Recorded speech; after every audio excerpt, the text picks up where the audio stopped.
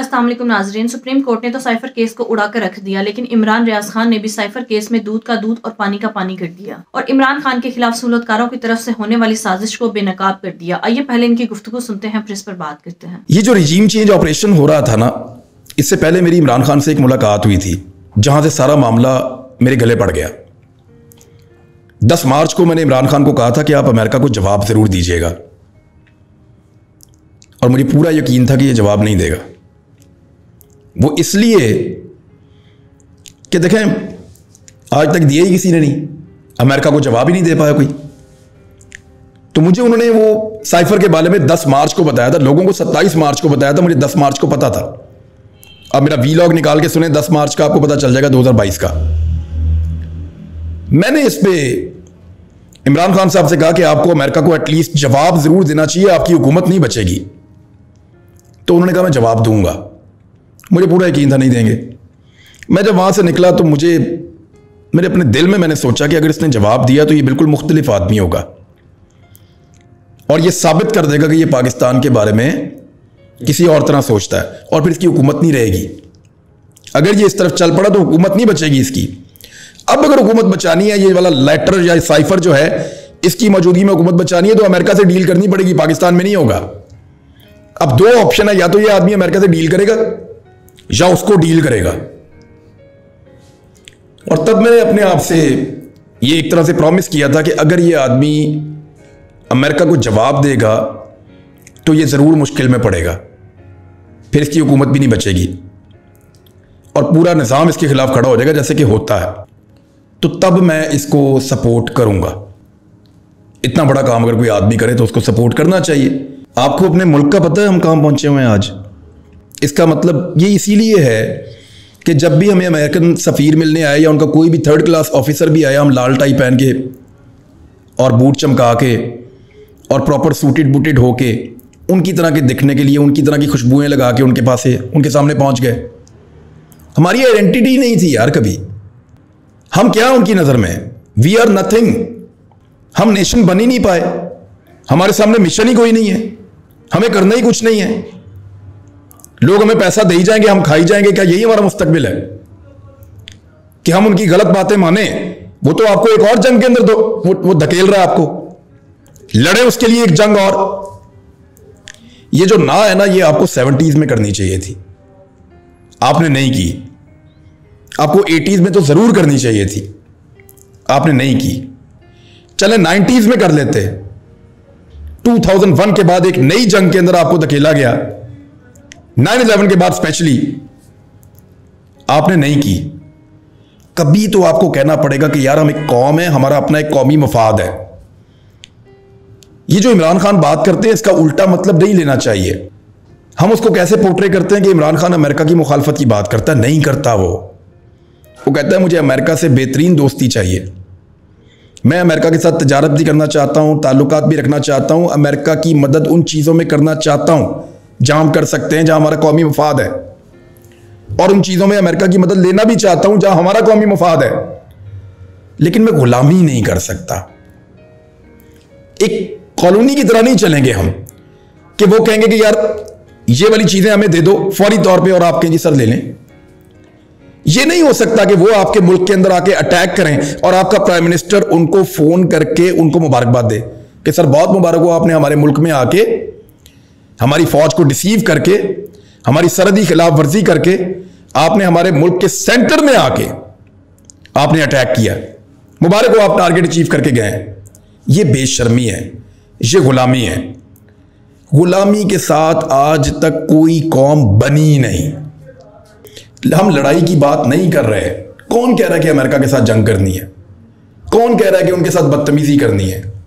क्या इमरान खान जाके ट्रंप को मिलकर नहीं आया था?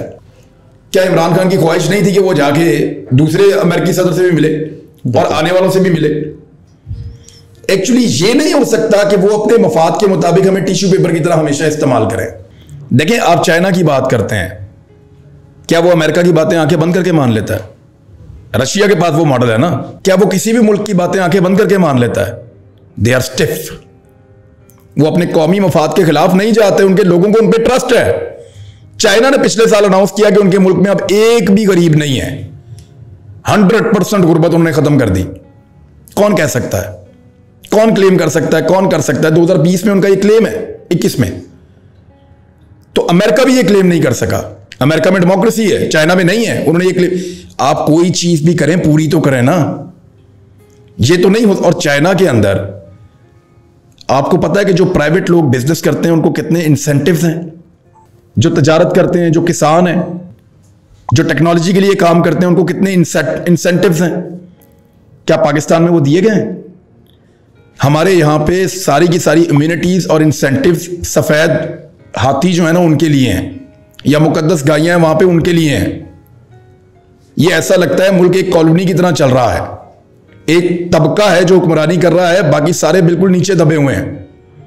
रूल ऑफ लॉ आप इंप्लीमेंट करें, सबके लिए कानून एक जैसा होना चाहिए। ये कैसे हो सकता है कि उसके लिए कानून कुछ और है, इसके लिए कुछ और है और उसके लिए कुछ और है? रूल ऑफ लॉ सबके लिए एक जैसा पाकिस्तान होना चाहिए। आप बनाकर दिखाएं, खुदा की कसम इन लोगों में बड़ा पोटेंशियल है। ये नौजवान आपको हाथ से पकड़ के दौड़ लगाएंगे, आपसे नहीं चला जाएगा, आपको कंधों पे उठा के दौड़ लगाएंगे, ये मुल्क को कहां से कहां ले जाएंगे। बहुत पोटेंशियल है इस मुल्क में, मैं कभी इससे मायूस नहीं होता। प्रॉब्लम क्या है, इनको खुला नहीं छोड़ते, इनको डरा के रखते हैं, इनको घुटन ज़दा माहौल के अंदर रखा हुआ है। लेट देम डू, उनको डिस्कस करने दें, उन्हें बाहर निकल दें, उन्हें एक्सप्लोर करने दें, उन्हें मौके दें। वो डिक्टेटर था परवेज मुशर्रफ, उसने इनको ज्यादा मौका दिया था। ये पॉलिटिकल गवर्नमेंट्स अपने आप को कंपेयर करके देख लें उसके दौर से, उसने ज्यादा मौका दिया था, ज्यादा लोग आगे बढ़े थे। अनफॉर्चुनेटली अब नहीं हो रहा। इंडिया में कोई 2 दर्जन बंदे ऐसे हैं जिनके पैसे पाकिस्तान के कौमी खजाने से ज्यादा हैं। इंडिया में 2 दर्जन के करीब लोग ऐसे हैं जिनमें से हर एक अकेले आदमी के पास जो अपनी नेटवर्थ है वो पाकिस्तान के कौमी खजाने से ज्यादा है। कैसे हुआ? सिविलियन सुपरमेसी है ना, उनके बंद कमरों में फैसले नहीं होते। अच्छा, ऐसा नहीं है कि यानी बंद कमरों में मुल्क के फैसले नहीं हो सकते, इंटरनल चीजों के फैसले नहीं हो सकते, लोगों की राय कैसी रखनी है उसके ऊपर फैसले नहीं हो सकते।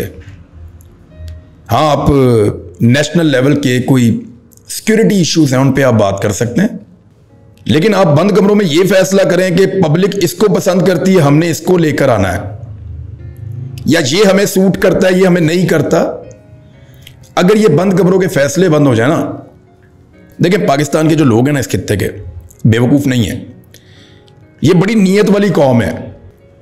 जब जब आपने इन लोगों की बात नहीं मानी तब तक आपने नुकसान उठाया।